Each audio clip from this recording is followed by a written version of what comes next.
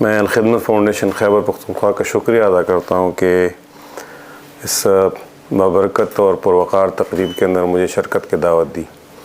آپ کے ساتھ اپنے خیالات شیئر کرنے کا موقع بھی دیا۔ 8 مارچ کا بیک گراؤنڈ آپ نے سن لیا، لیکن ہماری بدقسمتی ہے کہ ہمارے ملک کے اندر 8 مارچ کچھ منفی انداز سے مشہور ہوا۔ ایک خواتین کی ایک مائنورٹی نے اس کو خواتین کے حقوق کی بجائے ایک الگ ایجنڈے کے لیے استعمال کیا، اور میں ان خواتین کو سلام پیش کرتا ہوں کہ جنہوں نے 8 مارچ کے اندر جذباتی ہونے کے بجائے ایک کاؤنٹر نیریٹو کریٹ کرنے کی کوشش کی، پازیٹیولی خواتین کے مسائل کو اور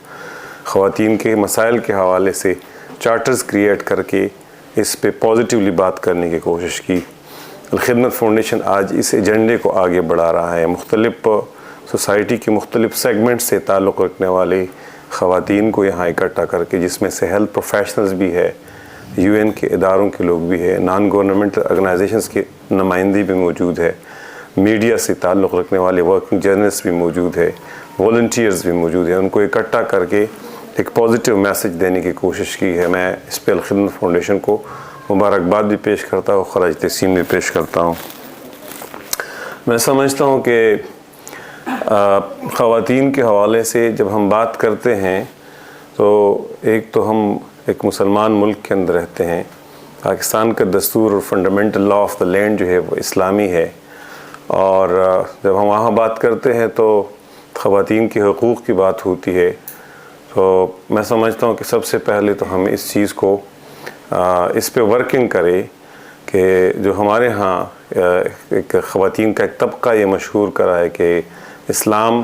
جو ہے، اسلام کے حوالے سے اور اسلام کی تعلیمات کے حوالے سے غلط فہمیاں پھیلا رہا ہے، تو ایک تو ہمیں اس پہ بات کرنی چاہیے اور ہمیں اس پہ پورا فوکس کرنا چاہیے، اور ہمیں علمی انداز سے اس پہ بات کرنی چاہیے کہ اسلام نے خواتین کو کیا حقوق دیے ہیں۔ جو آج لبرل اور پروگریسو لوگ کہتے ہیں، میرا خیال ہے کہ وہ 1400 ایئرز بیک جب آپ جائیں گے تو اس وقت بھی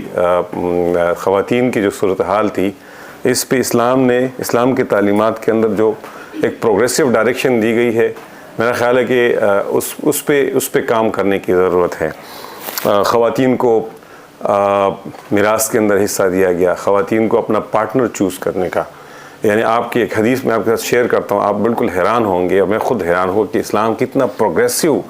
اور ماڈرن اس کا اپروچ تھا اس وقت نبی صلی اللہ علیہ وسلم کے زمانے میں۔ اور یہ میں نا ریفرنس بھی میں دے رہا ہوں تاکہ مطلب یہ ریکارڈ ہو جائے کہ کوئی اپنی طرف سے نہیں کہہ رہا ہوں۔ استاد یوسف القرضاوی ایک مصری اسکالر تھے، قطر کے اندر بیس تھے، ریناؤنڈ ورلڈ اسکالر تھے۔ ان کا فتاویٰ ہے اس کی پہلے جلد کے اندر، جس کا اردو ترجمہ ہے، کہ اس میں نبی صلی اللہ علیہ وسلم کے زمانے میں ایک بچی کی انگیجمنٹ ہو گئی، اور انہوں نے ریفیوز کر لیا کہ میں یہ انگیجمنٹ، والدین نہیں کر دی کہ میں اس کو ایکسیپٹ نہیں کر رہا، اور نبی صلی اللہ علیہ وسلم کے پاس وہ پیرنٹس لے گئی ان کو، اور نبی صلی اللہ علیہ وسلم نے ان سے کہا کہ اس بچی سے کہا کہ آپ والدین کی بات مانیں، تو انہوں نے ایک مرتبہ ریفیوز کر دیا۔ نبی صلی اللہ علیہ وسلم نے دوبارہ ریکویسٹ کی تو انہوں نے دوبارہ ریفیوز کر دیا، تیسری مرتبہ ریکویسٹ کی تو تیسری مرتبہ بھی انہوں نے ریفیوز کر دیا کہ نہیں، میں نہیں مان رہی یہ بات۔ اور پھر جب چوتھی مرتبہ نبی صلی اللہ علیہ وسلم نے پیرنٹس سے کہا کہ یہ ان کا حق ہے، آپ ان کی مرضی کے بغیر انگیج نہ کروائی، ان کو نہ بیاہے، تو پھر اس بچی نے کہا کہ اب میں اس بات کو مانتی ہوں، کیونکہ میں اپنا یہ رائٹ اسٹیبلش کرنا چاہتی تھی کہ یہ میرا حق ہے، اور میں نے یہ رائٹ اسٹیبلش کرنے کے بعد اپنے پیرنٹس کی بات مانتی ہوں۔ میرے لیے سچی بات ہے کہ حدیث بڑی وہ تھی کہ یعنی اس زمانے کے اندر خواتین کو اتنا سپیس دیا گیا، تو میں سمجھتا ہوں کہ ایک تو اس بات کو پراپرلی کمیونیکیٹ کرنے کی ضرورت ہے۔ جو دوسری امپورٹنٹ چیز ہے، جب ہم خواتین کے امپاورمنٹ کی بات کرتے ہیں تو آپ خواتین کو امپاور نہیں کر سکتے جب تک آپ ان کو ایجوکیٹ نہیں کریں گے، جب اس کو تعلیم نہیں دیں گے۔ اور جو ہماری نان گورنمنٹ آرگنائزیشن اسپیشلی وہ جو خواتین کے حقوق پہ کام کرتی ہے، تو ان کو فکر مند ہونا چاہیے بچیوں کی تعلیم کے حوالے سے۔ آپ بچیوں کی تعلیم کے حوالے سے اویئرنیس کریٹ نہیں کریں گے، آپ بچیوں کی تعلیم کے لیے انفراسٹرکچر فراہم نہیں کریں گے۔ بلکہ میں اس سے آگے ایک بات کہنا چاہتا ہوں، میں اویئرنیس کی بات اس لیے نہیں کہہ رہا کہ میں دیر اپر سے تعلق رکھتا ہوں، اور میں دیر اپر ایک ایسے علاقے کے اندر رہتا ہوں جو بالکل پاکستان کے ٹیل اینڈ پہ ہے، جو افغانستان کے بارڈر پہ ہے، اور میں 3 مرتبہ الیکٹڈ ریپرزینٹیٹیو رہا ہو،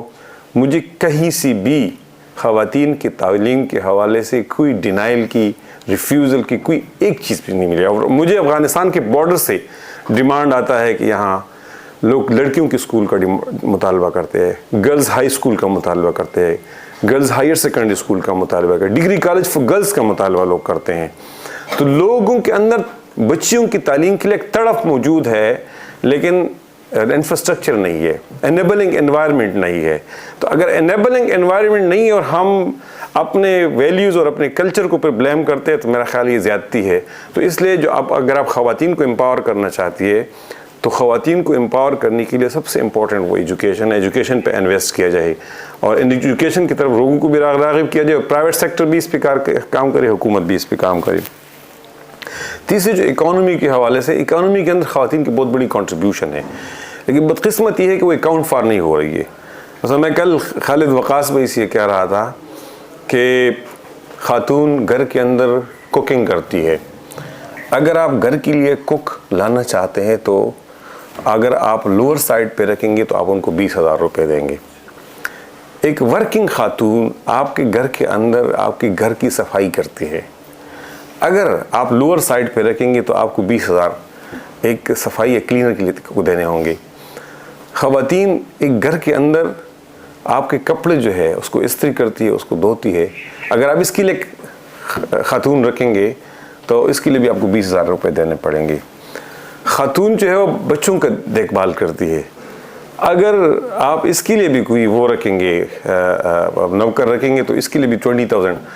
تو ایک خاتون، ایک ورکنگ خاتون باہر بھی کام کرتی ہے، گھر کے اندر بھی کام کرتی ہے. اس کے علاوہ بھی ہمارے رورل ایریاز کے اندر خواتین گھر سے باہر جا کے لکڑی بھی سروں پہ لاد کے لاتی ہے، پانی بھی لاتی ہے، اور خواتین کھیتوں میں بھی کام کرتی ہے. تو یہ ساری چیزیں اگر آپ کاؤنٹ فار کریں گے تو ایک خاتون جو ہے وہ 1 لاکھ سے زیادہ کنٹریبیوٹ کر رہی ہے. ایک گھر کے اندر ایک خاتون 1 لاکھ سے زیادہ کنٹریبیوٹ کر رہی ہے، لیکن ہماری اکانومی کے اندر وہ کہیں ریفلیکٹ نہیں ہو رہی ہے.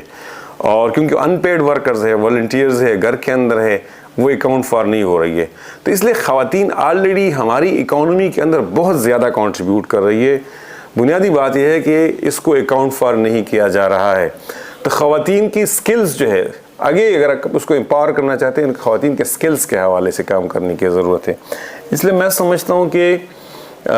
خواتین کے حوالے سے جو خواتین کے حقوق کے لیے کام کرنے والی تنظیمیں ہیں، ان کی ذمہ داری بنتی ہے کہ وہ خالی سلوگنز کی بجائے اور منفی کیمپینز کی بجائے پازیٹیو کام کرے. اور میں آخری ایک چیز کہنا چاہوں گا کہ میرے نظر کے اندر اس وقت اس صوبے کے اندر میں نے اپنی پارٹی کے لیے ایک ویژن ڈیولپ کیا تھا، اور پارٹی کی ویژن کے اندر میں نے خواتین کی ٹرانسپورٹ فیسلٹی، ان کی موبلٹی سپورٹ، ان کے ایجوکیشنل اداروں تک آگے لے جانے کے لیے ایک کمپوننٹ ڈالا تھا. میں نے اس میں لکھا تھا کہ اگر ہمیں حکومت ملے گی تو ہم 1 ملین بچیوں کو higher secondary school, degree colleges اور یونیورسٹیز تک لے جانے کے لیے ٹرانسپورٹ فیسلٹی فراہم کریں گے. تو یہ جو موبلٹی سپورٹ ہے خواتین ٹیچرز کو، اور موبلٹی سپورٹ خواتین بچیوں کو، تعلیم حاصل کرنے والے بچیوں کو، یہ فیسلٹی جو ہے اس پہ بھی ڈسکشن اور ڈیبیٹ کی ضرورت ہے. یہ آپ میں سے جو لوگ اپنے فورمز کے اندر کام کرتے ہیں اس پہ بات کریں. میں اسمبلیوں کے اندر بھی اس پہ بات کر چکا ہوں، میں عملاً اس پہ کنٹریبیوٹ بھی کر رہا ہوں. میں 2002 سے 2008 تک حکومت کے اندر تھا، تو ہم نے ڈسٹرکٹ ایڈمنسٹریشن یونیسیف کی مدد سے مل کے دیر کے اندر فیمیل ٹیچرز اور بچیوں کے لیے موبلٹی سپورٹ کا پروجیکٹ لانچ کیا، اور 5-6 سالوں کے اندر ہم 40-50 ہزار بچیاں اور ٹیچرز جو ہے اس موبلٹی سپورٹ کے پروجیکٹ سے ہم نے کور کیے تھے. اور میں اس وقت بھی اپنے ایک پرائیویٹ آرگنائزیشن کے پلیٹ فارم سے میٹرک جو بچیاں کرتی ہے اس کو ہائر سیکنڈری اسکول اور کالج تک لے جانے کے لیے اپنا ایک چھوٹا سا سیٹ اپ چلا رہا ہوں. تو میرا خیال ہے کہ ہمیں اپنے اپنے فیلڈ کے اندر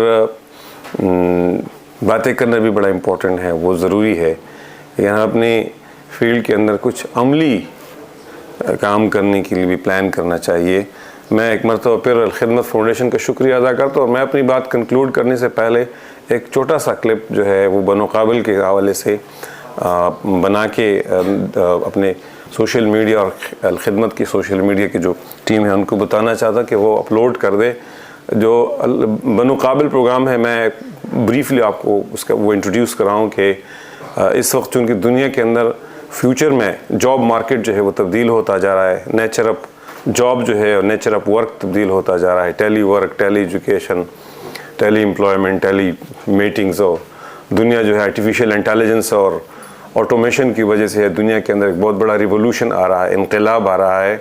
تو اگر ہم اپنے بچوں کی سکلز کو اپ گریڈ نہیں کریں گے اور ان کی اپ سکیلنگ نہیں کریں گے تو ہم اس دنیا کے اندر پھر ریلیونٹ نہیں رہیں گے. دنیا انسان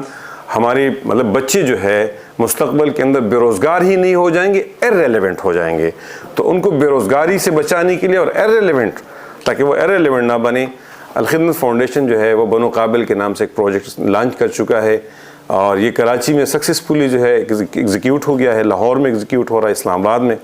اب کے پی کے اندر ایگزیکیوٹ ہوگا. اس کے اندر ہم 15 ڈفرینٹ کورسز جو ہے وہ آفر کرتے ہیں. اور وہ 15 ڈفرینٹ کورسز جو ہے آفر کرنے کے لیے ہم آپ کے اس کی اس وقت آن لائن رجسٹریشن ہے. 30,000 تک لوگوں نے رجسٹریشن کر دی ہے. عید کے بعد اسکریننگ ٹیسٹ ہوگا, پھر کاؤنسلنگ ہوگی اور پھر کلاسز ہوگی.